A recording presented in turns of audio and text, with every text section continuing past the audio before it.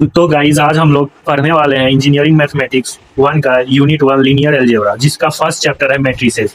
Matrices पढ़ने से पहले हम लोग कुछ क्लास 12 के टॉपिक मैट्रिसेस के कुछ टर्म को और डिफिनेशन को एक बार शॉर्ट रिकैप कर लेते हैं। तो मैट्रिसेस का जो डिफिनेशन होता है वो होता है arrangement of certain element in form of rose and column.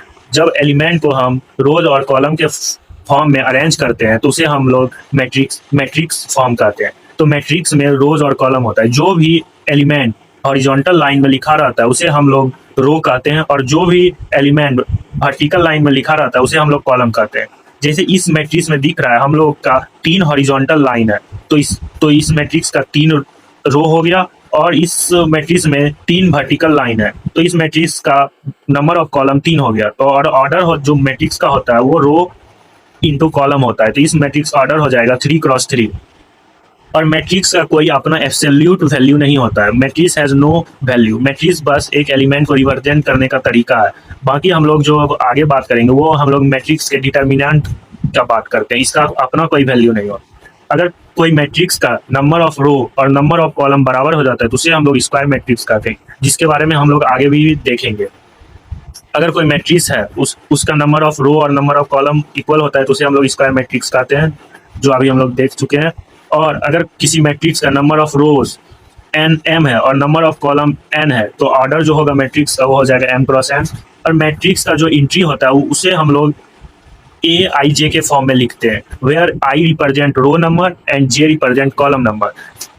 Here let's take example one matrix. Here the entries are A11, A12, A13, A21, A22, A23. Here A11 means first row, first column. A12 means first row, second column. A13 means first row, third column. This is the way of representing element in matrices.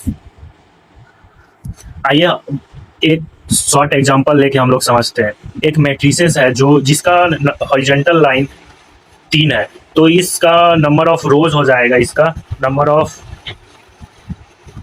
रोज 3, और इस matrices का vertical line जो है वो 4 है, तो number of column हो जाएगा 4। तो जो मैट्रिक्स का ऑर्डर हो जाएगा वो 3x4 होता है। और जो मैट्रिक्स का नंबर ऑफ एलिमेंट आता है वो रोज और कॉलम को प्रोडक्ट करने पे जो वैल्यू आता है वही मैट्रिसेस में उतना ही एलिमेंट होता है। Here in matrices, number of row is 3 and number of column is 4. So the number of element in matrices is 3 into 4 equal to 12. अब हम लोग कुछ स्पेशल टाइप ऑफ मैट्रिसेस के बारे में भी जान लेते हैं, जो आगे टर्म यूज होगा हम लोग को इंजीनियरिंग मैथमेटिक्स चैप्टर फर्स्ट में। रो मैट्रिसेस उस मैट्रिसेस को हम लोग कहते हैं जिस मैट्रिक्स में सिर्फ एक ही रो एक ही हो और कॉलम n कॉलम हो सकता है पर रो एक ही हो, तो उस टाइप के मैट्रिक्स को हम लोग कहते हैं रो मैट्रिक्स। और कॉलम मैट्रिक्स ऐसा मैट्रिक्स जिसमें कॉलम एक ही हो, वर्टिकल लाइन में लिखा हुआ एलिमेंट एक ही हो, और रोज n रोज हो सकते हैं, रोज कितना भी हो सकता है पर कॉलम एक ही हो, उस टाइप के मैट्रिसेस को हम लोग कॉलम मैट्रिक्स कहते हैं। स्क्वायर मैट्रिक्स के बारे में तो हम थोड़ा देर पहले बोले थे। ऐसा मैट्रिक्स जिसका नंबर ऑफ रोज और नंबर ऑफ कॉलम दोनों इक्वल हो उसे हम लोग स्क्वायर मैट्रिक्स कहते हैं। अब हम लोग स्क्वायर मैट्रिक्स के टाइप को पढ़ते हैं। स्क्वायर मैट्रिक्स के 2 टाइप होते हैं। डायगोनल मैट्रिक्स फर्स्ट होता है डायगोनल मैट्रिक्स उस मैट्रिक्स को कहते हैं जिस मैट्रिक्स में लीडिंग डायगोनल एलिमेंट हो और बाकी सारा एंट्रीज और एलिमेंट मैट्रिक्स का 0 हो, और सिर्फ डायगोनल एलिमेंट उस मैट्रिक्स में प्रेजेंट हो, उस टाइप के मैट्रिक्स को हम लोग डायगोनल मैट्रिक्स कहते हैं। एक बार इसका डिफिनेशन भी हम लोग रीड कर लेते हैं। A square matrix all whose element except those in the leading diagonal are 0। ऐसा मैट्रिक्स जिसका लीडिंग डायगोनल एलिमेंट के अलावा सारा एलिमेंट 0 हो उसे हम लोग डायगोनल मैट्रिक्स कहते हैं। और यूनिट मैट्रिक्स डायगोनल मैट्रिक्स का ही एक टाइप है जिसमें लीडिंग डायगोनल एलिमेंट का एंट्री 1 हो और बाकी सारा एलिमेंट 0 हो, उस टाइप के मैट्रिक्स को हम लोग यूनिट मैट्रिक्स कहते हैं। ये हम लोग नेम से भी समझ सकते हैं, यूनिट मीन्स 1, और मैट्रिक्स ये एक डायगोनल मैट्रिक्स का ही अनदर फॉर्म है। एक बार इसका भी डिफिनेशन हम लोग रीड कर लेते हैं। अ diagonal matrix of order n, एक कोई भी डायगोनल मैट्रिक्स और वो किसी भी ऑर्डर n का हो, which has unity for all its diagonal element, उसके सारे डायगोनल एलिमेंट का एंट्री 1 हो, उस टाइप के डायगोनल मैट्रिक्स को हम लोग यूनिट मैट्रिक्स कहते हैं। और नल मैट्रिक्स तो हम लोग वर्ड से ही समझ सकते हैं, किसी भी डायगोनल के सारे एलिमेंट अगर जीरो हो तो उस टाइप के मैट्रिक्स को हम लोग नल मैट्रिक्स कहते हैं। लोगों ने बात किया था स्क्वायर मैट्रिक्स का दो टाइप होता है, एक डायगोनल मैट्रिक्स जो हम लोगों ने कवर कर लिया, और एक होता है ट्रायंगुलर मैट्रिक्स। ट्रायंगुलर मैट्रिक्स भी दो तरह का होता है, एक अपर ट्रायंगुलर मैट्रिक्स और एक लोअर ट्रायंगुलर मैट्रिक्स। जिस मैट्रिक्स का lower element principal leading diagonal element के बिलो जितना भी एलिमेंट हो अगर वो जीरो जीरो हो तो उसे हम लोग कहते हैं upper triangular matrix. Similarly principal diagonal element के ऊपर वाले सारे एलिमेंट का एंट्री अगर जीरो जीरो हो तो उसे हम लोग कहते हैं लोअर ट्रायंगुलर मैट्रिक्स। एक बार डिफिनेशन भी पढ़ लेते हैं। All element below leading diagonal element are zero is called upper triangular matrices. all element above leading diagonal are zero is lower triangular matrices।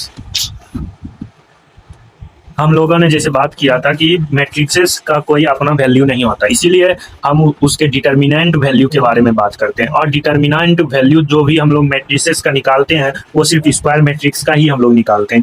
Square matrix में नंबर ऑफ रोज और number of column equal होता है। Determinant के बारे में कुछ special points हम लोग क्विक रिवीजन कर लेते हैं। डिटर्मिनेंट जो ट्रायंगुलर मैट्रिक्स होता है, डिटर्मिनेंट जो ट्रायंगुलर मैट्रिक्सेस का होता है वो होता है product of its diagonal entries. जो भी एक हम लोग एग्जांपल लेते हैं, एक मैट्रिसेस ए और ये लोअर ट्रायंगुलर मैट्रिसेस है। जो भी लोअर ट्रायंगुलर मैट्रिसेस हो या अपर ट्रायंगुलर मैट्रिसेस हो, ट्रायंगुलर मैट्रिसेस का जो डिटर्मिनेंट वैल्यू होता है वो होता है product of its diagonal element.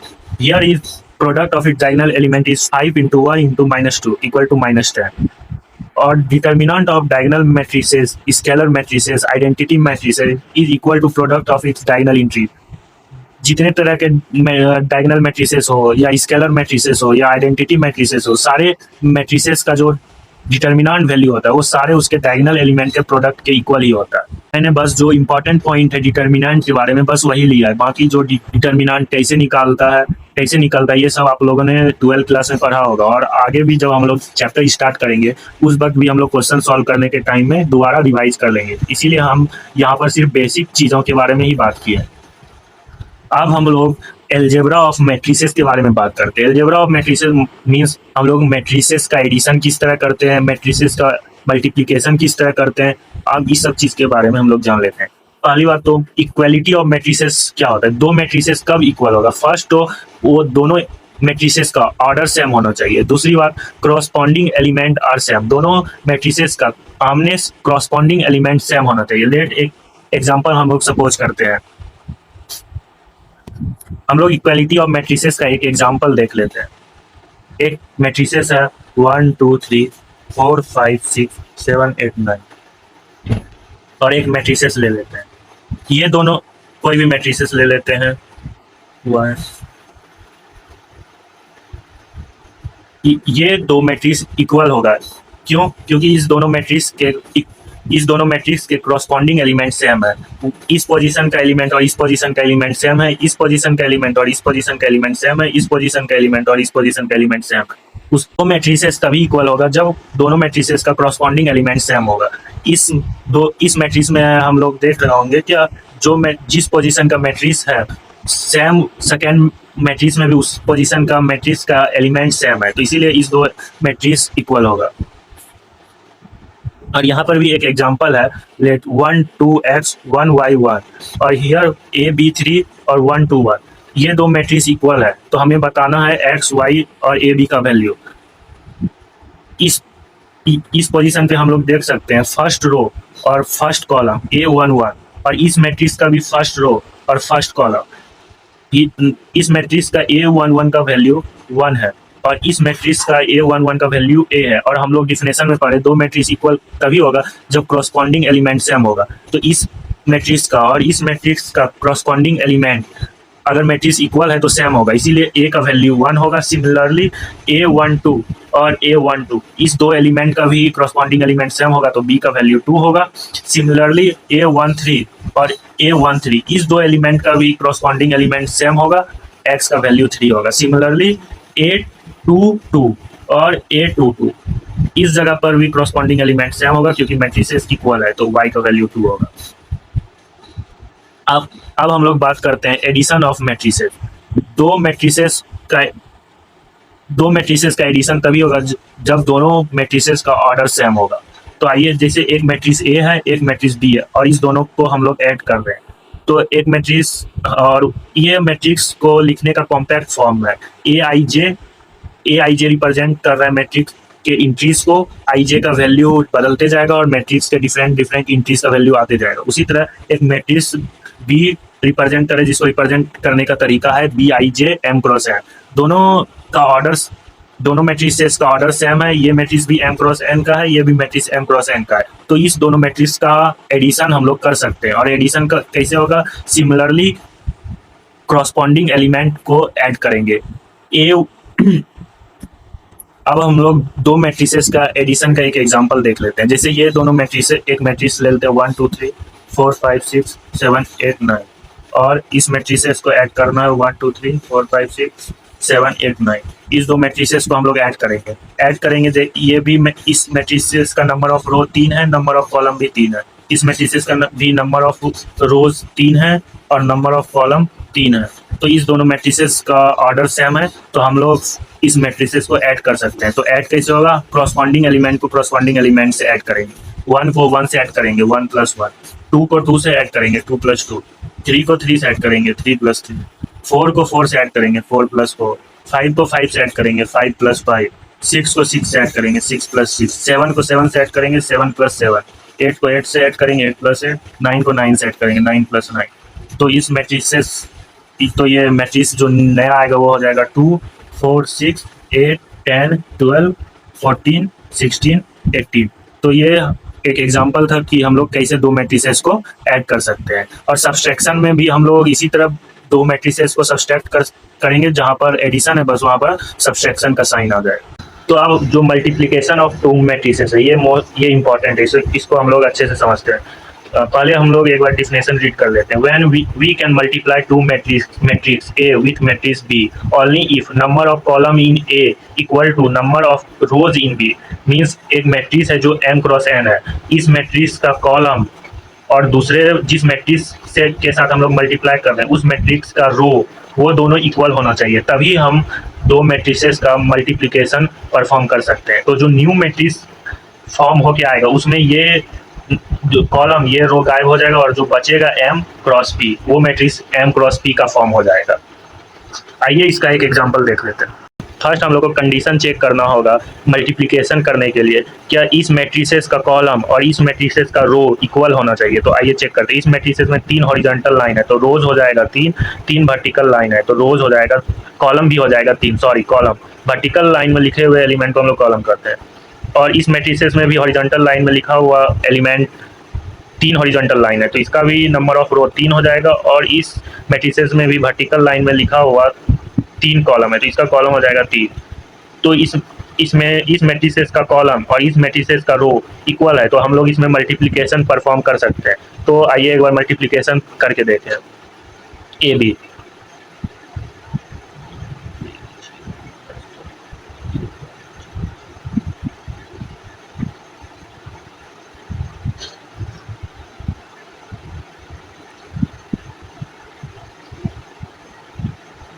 इस मल्टीप्लिकेशन में जो हम लोग मल्टीप्लाई करते हैं, फर्स्ट रो को लेते हैं और इस फर्स्ट रो को लेते हैं R1 और इस मैट्रिक्स से दूसरे मैट्रिसेस का फर्स्ट कॉलम लेते हैं। तो first R1 into C1, first row का मल्टीप्लिकेशन फर्स्ट कॉलम के साथ होगा 1 इंटू 2 प्लस 3 इंटू 1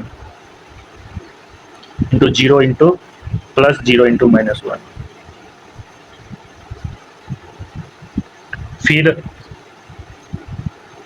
फिर फर्स्ट रो को सेकेंड कॉलम के साथ हम लोग मल्टीप्लाई करेंगे 1 into 2 plus 3 into 2 plus 0 into 1।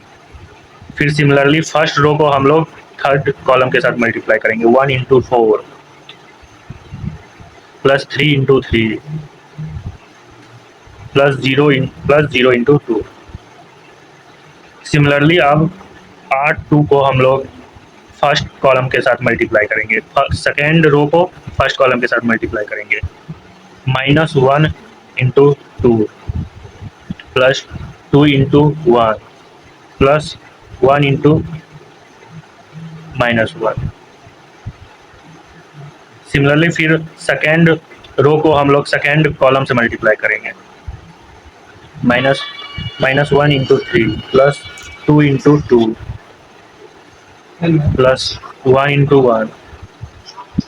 फिर सेकेंड रो को हम लोग थर्ड कॉलम के साथ मल्टीप्लाई करेंगे। -1 इंटू 4। अब चल पे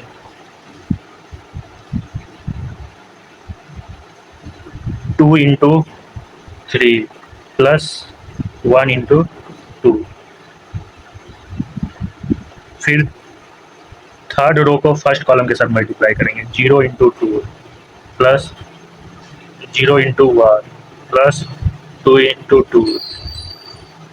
सिमिलरली थर्ड रो को सेकेंड कॉलम के साथ मल्टीप्लाई करेंगे। 0 इंटू 3 प्लस 0 इंटू 2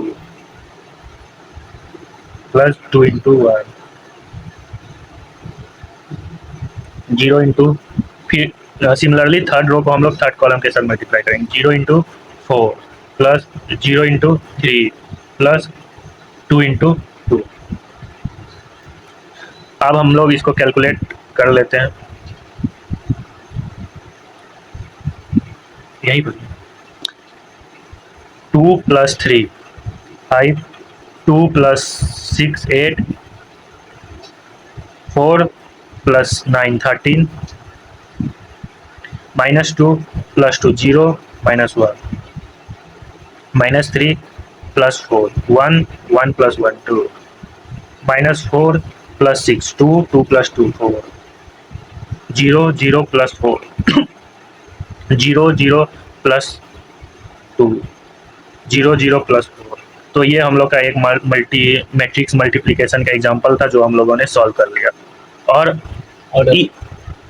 और इस मैट्रिसेस का जो ऑर्डर हो जाएगा, फर्स्ट हम लोगों ने चेक किया था इस मैट्रिसेस का ऑर्डर 3 क्रॉस 3, इस मैट्रिसेस का भी ऑर्डर 3 क्रॉस 3। हम लोगों ने देखा था जो इस मैट्रिसेस का कॉलम और इस मैट्रिसेस का रो इक्वल है, तो इस मैट्रिसेस का जो ऑर्डर होगा, जो इसका रो है और जो इसका कॉलम है, उसका 3 क्रॉस 3।